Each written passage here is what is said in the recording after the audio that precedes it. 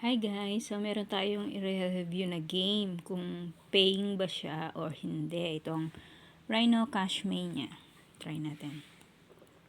So dito, $500 ang kanyang minimum withdrawal payment. So, nasa 499 point something na. Konti na lang. Kaya ngayon ko lang siya nire-record kasi para magawa natin ng review if scam or not. So, ayan. Meron akong 499.94. Nung nag-start akong i-download ang game na ito, ang bilis kong umabot sa $400 plus. Pero habang nalalapit na yung 500 na medyo mahirap na siyang i-claim. So, ang paglalaro nito, ito, mag-i-spin ka lang, tapos manonood ng ads bago mo makuha yung yung amount na ibibigay sa'yo. Check natin. Pwede mo siyang i-auto para hindi mo na kailangan pindutin pa isa-isa. Ganyan, hold mo. Tapos, kusa na siyang mag-isa. Tapos, kung meron kang winning amount, manonood ka lang ng ads para makuha mo yon. Pwede mo ring i-click ito para mas mabilis or mas marami ang makuha mo. Pati itong gifts, pwede mo ring pindutin yan para makakuha ka. Manonood ka lang din ng ads nun. So, ayan. So, ganyan ang ways para makakuha ka. Alak ko, mahirap ito. Matagal. Pindutin mo lang ng pindutin. Tapos, i-receive mo lang.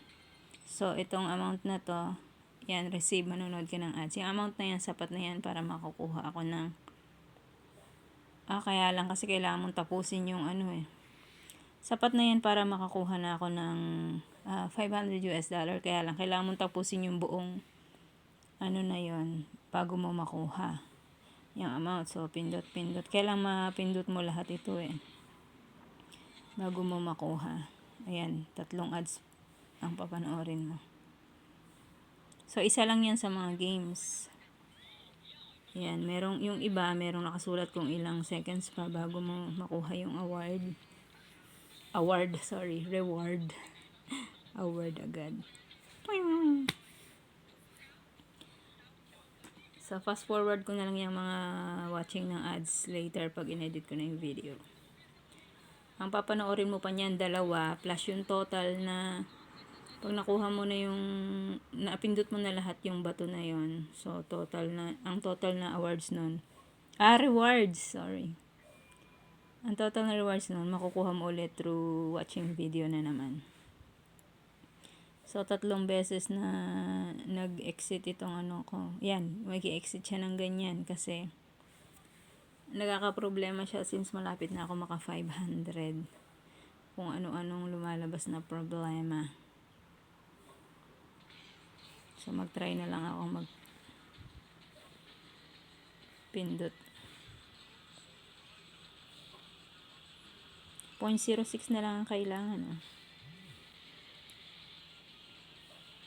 Yan. 6 free games.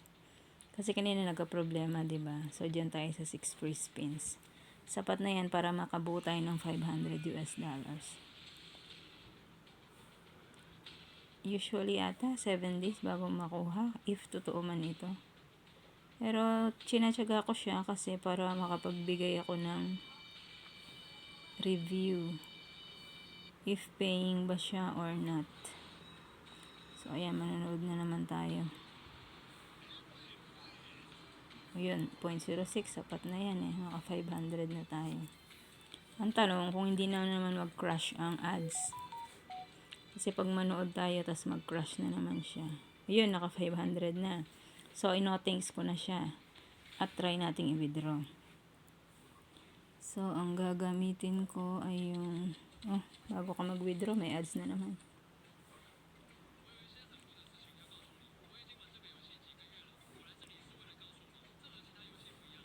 Yung PayPal account ng anak ko.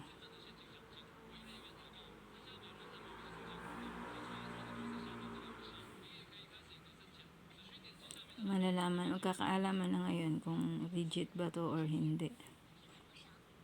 para maipost ko siya sa Facebook. At ma-warningan ng mga customer or mga tao na wag na aksayan ng oras niya kung inaasahan nila na may makukuha silang pera sa app na to, which is Rhino Cashmania. May nakalagay na early access eh. Ibig sabihin bago lang yung app. Hindi ko lang din alam, kaya siguro wala pang review. Hindi ko lang alam kung totoo o hindi. Kaya malalaman natin ngayon kasi na-reach ko na yung threshold na $500. So, ayan. Click natin. Redeem. PayPal. Try natin ah.